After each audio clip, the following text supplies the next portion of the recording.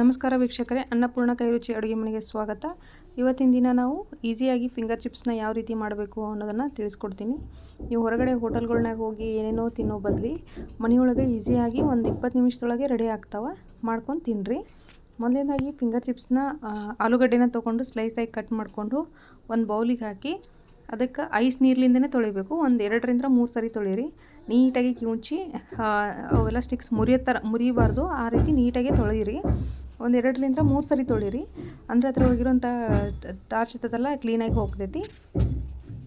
ಮತ್ತು ಒಂದು ಪಾತ್ರೆ ಒಳಗೆ ನೀರು ಹಾಕ್ಕೊಂಡು ಒಂದು ಕುದಿ ಬಂದಮೇಲೆ ಅದಕ್ಕೆ ಸ್ವಲ್ಪ ಉಪ್ಪು ಹಾಕ್ಕೊಂಡು ಅದಕ್ಕೆ ನಾವು ಇಲ್ಲೆಲ್ಲ ಈ ತೊಳೆದಿರ್ತೇವಲ್ಲ ಇವೆಲ್ಲ ಆಲೂಗಡ್ಡೆ ಸ್ಲೈಸ್ನ ಹಾಕ್ಕೊಂಡು ಒಂದು ಕುದಿ ಬರೋವರೆಗೆ ಕುದಿಸ್ಬೇಕು. ಅದು ನೀವು ಕೈಲಿಂದ ಈಚಿಗೆ ನೋಡಿದರೆ ಸ್ವಲ್ಪ ಸಾಫ್ಟ್ ಹತ್ತಬೇಕು ಅದು ಕೈಗೆ.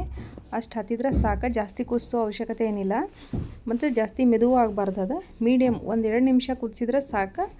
ಕುದಿಸಿ ಅದನ್ನು ತೊಗೊಂಡು ಒಂದು ಪಾತ್ರೆಗೆ ಸೋಸ್ಕೊಂಡ್ಬಿಡ್ಬೇಕು. ಸೋಸೋದಿಲ್ಲ ಅಂತಂದ್ರೂ ನೀಟಾಗಿ ಬಸ್ಕೊಂಡ್ಬಿಟ್ರೆ ಸಾಕು.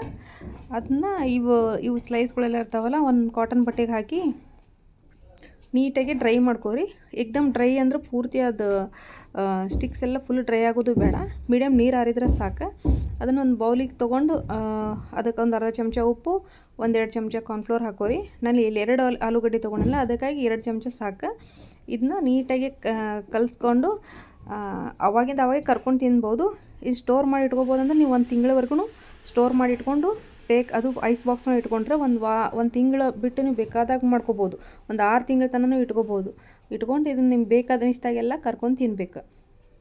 ಇದನ್ನು ಸ್ಟೋರ್ ಮಾಡಬೇಕಂದ್ರೆ ಜಿಪ್-ಲಾಕ್ ಕವರ್ ಇಲ್ಲ ಅಂದ್ರೆ ಏರ್ಟೈಟ್ ಡಬ್ಬಿ ಇರ್ತದಲ್ಲ ಅದರೊಳಗೆ ಕಂಟೈನರೊಳಗೆ ಹಾಕಿ ನೀಟಾಗಿ ಬಾಕ್ಸ್ನ ಟೈಟ್ ಇಟ್ಟರೆ ಏನೇನೂ ಆಗೋದಿಲ್ಲ. ನಿಮ್ಮ ಮಕ್ಕಳಿಗೆ ಯಾವಾಗ ಬೇಕು ಅನ್ನಿಸ್ತೈತಲ್ಲ ಅವಾಗೆಲ್ಲ ಕರೆದು ಕೊಡ್ಬೋದು.